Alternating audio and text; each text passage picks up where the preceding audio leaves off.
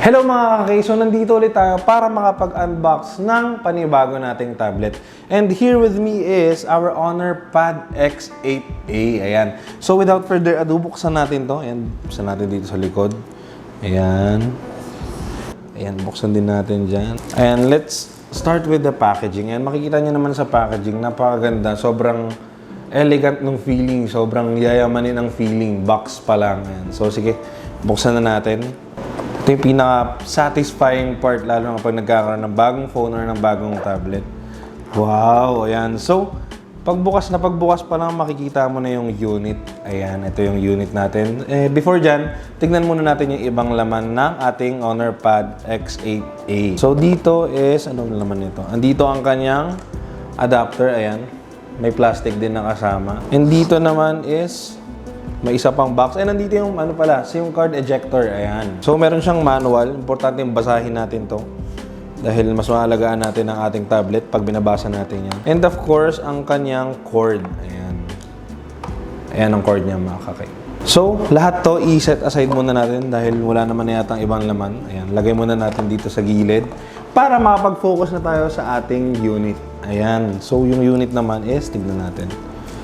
Ayan, no? Napakaganda mga kaki. Maganda yung pagkanipis niya and sobrang aesthetic at sobrang pleasing sa mata.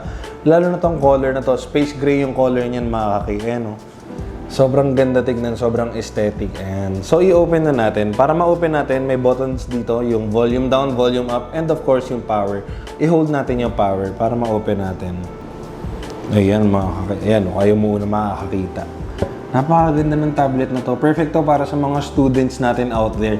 Hindi sobrang makaka-take up ng space sa bag nyo, lalo kung mahilig kayo magdala ng maliit na bag lang.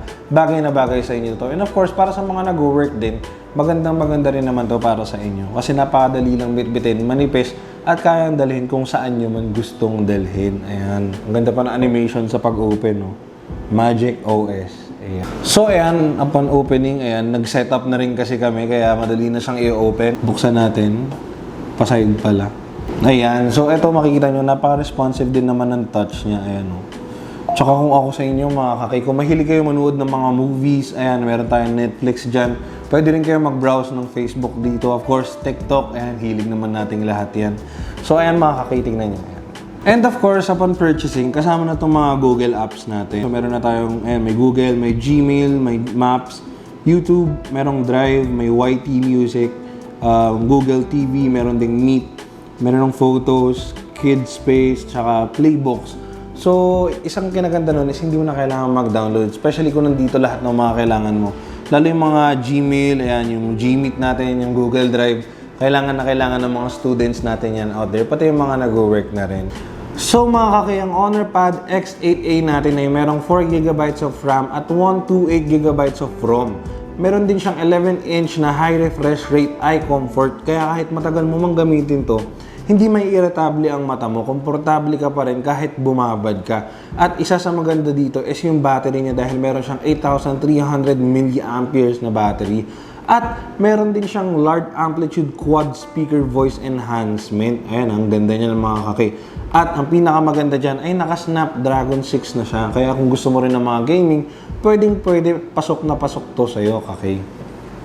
Kaya mga kaki, if naghahanap ka ng affordable na tablet na pwede mo gamitin for work, kahit sa studies, or kahit entertainment tsaka gaming lang, itong Honor Pad X8A ang perfect sa'yo. Kaya ano pang hinahantay nyo? Pumunta na sa pinakamalapit na K-Cervico sa inyong lugar.